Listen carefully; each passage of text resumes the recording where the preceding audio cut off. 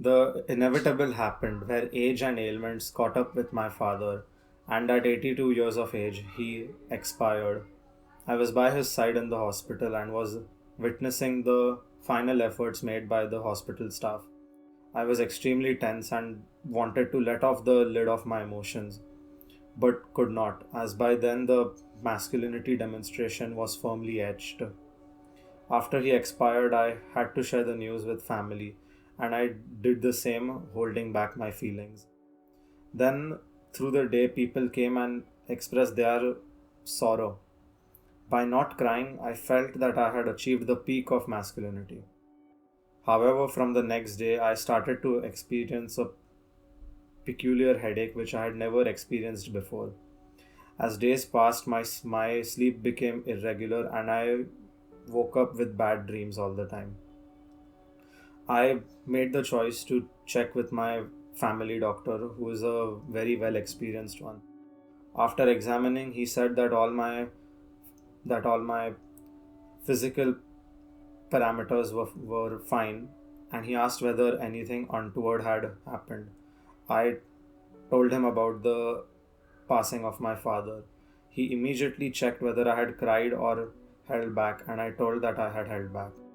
Instantly, he diagnosed that by not crying and expressing feelings, I had bottled them up inside.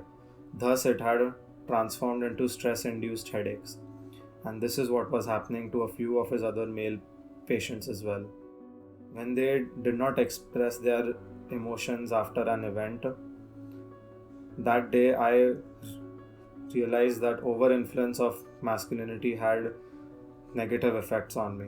I was counseled that it is fine for men to also once in a while express their feelings openly, and in fact, strong men do cry, and thus I remain strong and fit. I am a successful woman, more successful than my husband ever was. In fact, I was his boss. Naturally, he was insecure in the workplace. He couldn't bear me being more successful, more popular, and more rich than he was. He always tried to belittle me, tried to portray himself smarter than me, and I don't want to try to make myself look good and be boastful, but it was in fact true. Even my friends noticed. They saw what was happening and they warned me of how toxic this relationship was.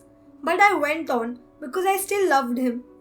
But then he cheated. I assumed to satisfy his male ego, and I was really hurt when I found out. I mean, he wasn't very good at hiding the fact. I dumped him and he soon left the job. Why must I leave my job for him? Summer of 2018, one of the worst few days of my life occurred in that time. The first breakup. I was devastated, but all my friends kept asking me to man up and gather myself quickly before a party. I tried to tell them that I didn't feel up to it, but they did not listen. I stayed in my bed in the evening, dreading the thought of that party, but I gathered the spirit to walk out of the house. Started crying on my walk over there. I tried to hide it, but as I walked through the door, I was not able to. As I walked in, I thought my friends would laugh at me, but as soon as they saw me cry, they gathered around me for a big hug. That's when I burst into tears and they all supported me. They told me they gathered everyone here not for the party, but for me, to talk to me and to spend time with me. I was touched that they had made me feel so much better and helped me move on. I will never forget what my friends did for me. I was expecting a lot of manly talk about not crying, but expressing feelings is very important in life.